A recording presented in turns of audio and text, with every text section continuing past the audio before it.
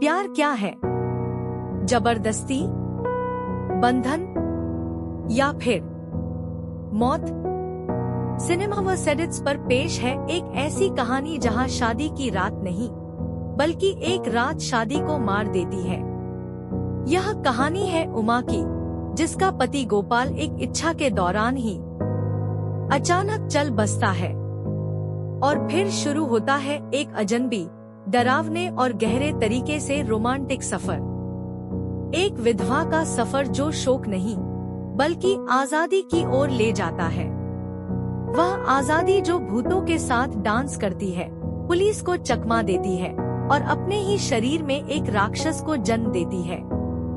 क्या यह पागलपन है या फिर पितृसत्ता की जंजीरों से वो जंग जो सिर्फ मौत के बाद ही शुरू हो पाती है? यह है सिस्टर मिडनाइट, एक ऐसी फिल्म जो आपको हंसाएगी, घबराएगी और सोचने पर मजबूर कर देगी। उमा का जीवन एक उदासीन शादी में कैद है। गोपाल, उसका पति, एक शर्मीला, संवेदन शून्य आदमी है जो उमा की ओर मुश्किल से देखता है। दोनों की शादी बचपन की एक धुंधली याद के आधार पर तय हुई थी और अब वे मुंबई की एक तंग, गंदी झुग्गी की एक झोपड़ी में साथ रहते हैं। यहाँ का माहौल दमघुंटू है, हर वक्त पड़ोसियों का कोलाहल, गलियों में जमा कचरा और चारों ओर फैली एक निराशाजनक गंध। उमा खुद को एक जीवित लाश समझने लगती है, जिसकी जिंदगी बस खाना बनाने, बर्तन साफ करने और उस तंबू जैसे घर की देखभाल में सिमट कर रह गई है। गोपाल उसकी भावनाओं, उसके अस्तित्व को पूरी तरह नजरअंदाज करता है, मानो वह कोई फर्नीचर का सामान हो। रातें उमा के लिए सबसे ज्यादा डरावनी होती हैं। गोपाल के साथ बिस्तर पर वह घंटों तक अंधेरे में सीलन भरी दीवारें घूरती रहती है। शारीरिक संबंध एक अनचाही, अजीब और यांत्रिक प्रक्रिया है, जिसमें उमा सिर्फ एक वस्तु है। एक रात गोपाल का व्यवहार अचानक बदलता है। शायद शराब के नशे में या फिर समाज के दबाव में कि उसे अपनी पत्नी पर अधिकार जताना चाहिए, वह जबरदस्ती उमा के पास आता है। उमा विरोध करती है, डर जाती है, लेकिन गोपाल का दबाव बढ़ता जाता है। यह एक तनावपूर्ण, बलपूर्वक भोग की शुरुआत है। उसी क्षण जब गोपाल उमा पर भारी पड़ा हुआ है और उसका दम घुट रहा है, कुछ अप्रत्याशित होता है। गोपाल का शरीर अचानक ऐंठता है, एक भयानक हिचकी लेता है और फिर पूरी तरह से स्थिर हो जाता है। उमा को धीरे धीरे एहसास होता है कि गोपाल की सांसें रुक गई हैं। वह मर चुका है, शायद दिल का दौरा पड़ने से या शायद कोई और वजह। उमा उसके नीचे से निकलती है, स्तब्ध और कांपती हुई। उसके हाथों और कपड़ों पर गोपाल का पसीना और ठंडा शरीर लगा हुआ है।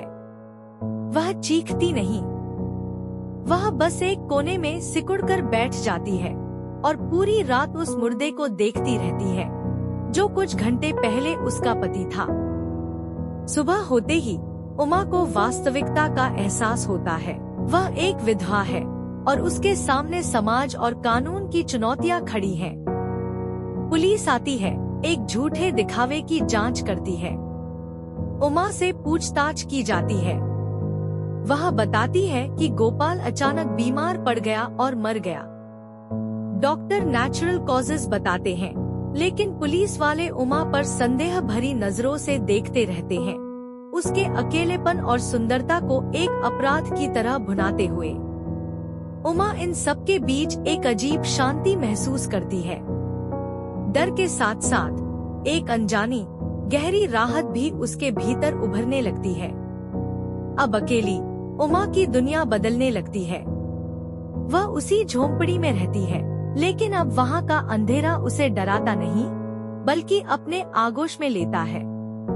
वह रातों में जागना शुरू कर देती है, छत पर बैठकर चमगादड़ों को उड़ते हुए देखती है। उसकी भूख विचित्र हो जाती है। पका हुआ खाना उसे बेस्वाद लगता है, लेकिन कच्चे फल, सब्जियों का रस और कभी कभी कच्चे मांस की गंध उसे आकर्षित करने लगती है।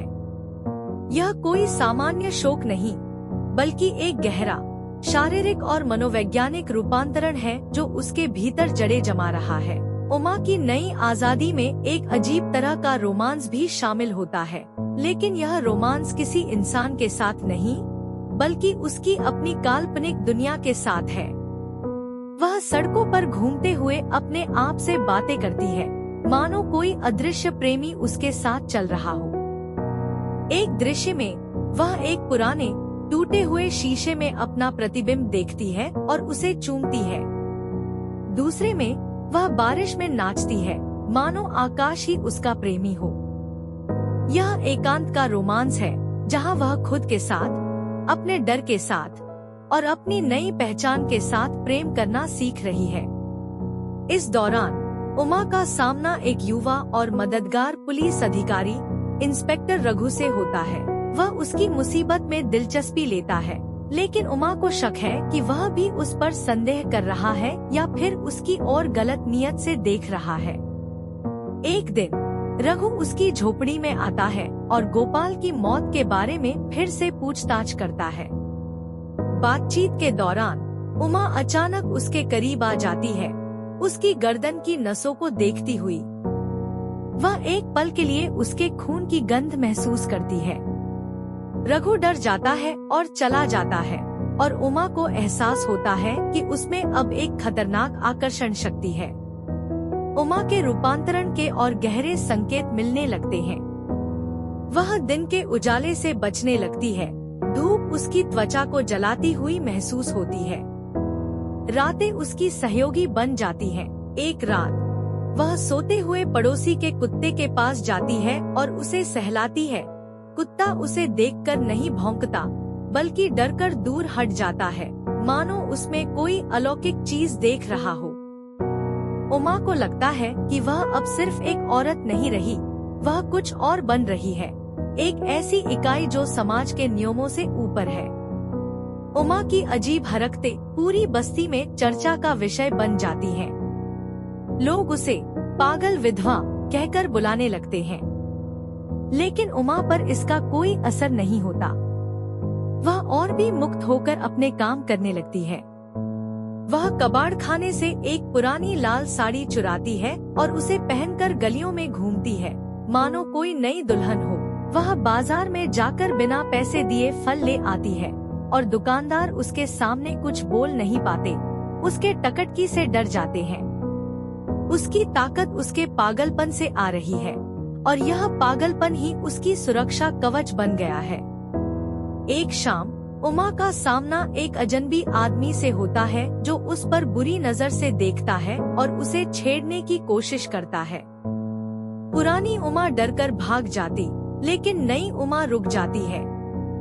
वह उस आदमी की ओर मुस्कुराकर देखती है, धीरे धीरे उसके पास जाती है और अचानक एक तेज चीख मारती है, एक ऐसी चीख जो इंसानी नहीं, बल्कि किसी जानवर जैसी लगती है।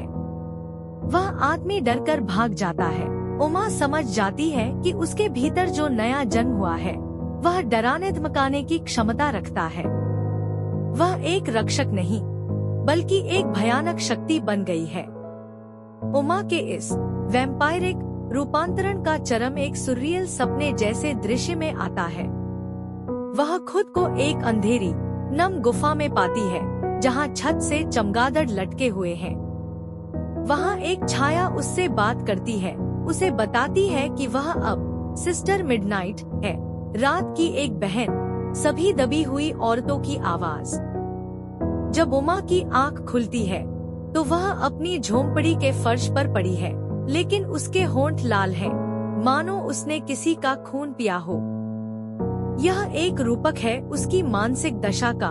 उसने अपने डर, अपने उत्पीड़न का खून पी लिया है और उसे अपनी ताकत बना लिया है। इंस्पेक्टर रघु फिर आता है, इस बार सीधे आरोप लगाते हुए कि उसे लगता है कि गोपाल की मौत संदिग्ध है। वह उमा को धमकाता है कि अगर उसने सच नहीं बताया तो वह उसे गिरफ्तार कर लेगा। उमा इस बार और आक्रामक हो जाती है। वह रघु के बेहद करीब आ जाती है, उसकी शर्ट का कॉलर पकड़ लेती है और फुसफुसाती है, तुम मुझे डरा नहीं सकते। मैं वो औरत नहीं रही जो तुम समझते हो। मैं वो हूँ जिससे तुम्हारी माँ ने तुम्हें डराया था। रघु की हिम्मत जवाब दे जाती है और वह वापस चला जाता है। उमा जानती है कि उसने न सिर्फ अपनी आजादी बल्कि अपनी शक्ति भी साबित कर दी है। फिल्म का अंत एक द्वंद्वात्मक प्रभाव पैदा करता है। एक और, उमा अब पूरी तरह अकेली है। कोई पति नहीं, कोई सम्मान नहीं, समाज में कोई जगह नहीं। दूसरी ओर, वह पहली बार पूरी तरह स्वतंत्र है। वह उस झोंपड़ी में नाचती है, पुराने गोपाल के कपड़े जलाती है और खुद को शीशे में देखकर मुस्कुराती है। उसकी मुस्कान में दुख नहीं, बल्कि एक विजयी, भयानक चमक है। वह न तो पलायन करती है, न ही आत्महत्या। वह उसी गंदगी और कोलाहल के बीच रहने का फैसला करती है, लेकिन अब उसका शासन है। अंतिम दृश्यों में उमा को झुग्गी की गलियों में एक उत्सव के बीच देखा जाता है। लोग नाच गा रहे हैं, लेकिन उमा उनसे अलग एक ऊंची जगह पर खड़ी है। वह नीचे की भीड़ को देखती है, मानो वह उनकी रानी हो। फिर वह चांद की ओर देखती है और उसकी आंखें एक पल के लिए एक अलौकिक लालिमा से चमक उठती हैं। यह दृश्य स्पष्ट करता है कि उमा का रूपांतरण पूरा हो चुका है। गोपाल की मौत ने एक दबी हुई औरत को मार डाला और उसकी जगह सिस्टर मिडनाइट ने ले ली, एक ऐसी इकाई जो न तो पूरी तरह इंसान है, न पिशाच, बल्कि पितृसत्ता के विरुद्ध एक जीवित, सांस लेता विद्रोह है। सिस्टर मिडनाइट की कहानी का नैतिक स्पष्ट है। जब एक स्त्री को उसकी इच्छा, उसकी देह और उसकी आवाज से वंचित कर दिया जाता है, तो वह जो बचती है वह मानवीय नहीं रह जाती। उमा ने अपनी मानवता को एक भयानक, अतिमानवीय शक्ति में बदल दिया। उसकी कहानी हार की नहीं, बल्कि एक विचित्र, विकृत जीत की कहानी है। वह अब दुखी नहीं है, वह भयानक है, और कभी कभी भयानक होना ही एक औरत के लिए सबसे बड़ा अस्त्र होता है।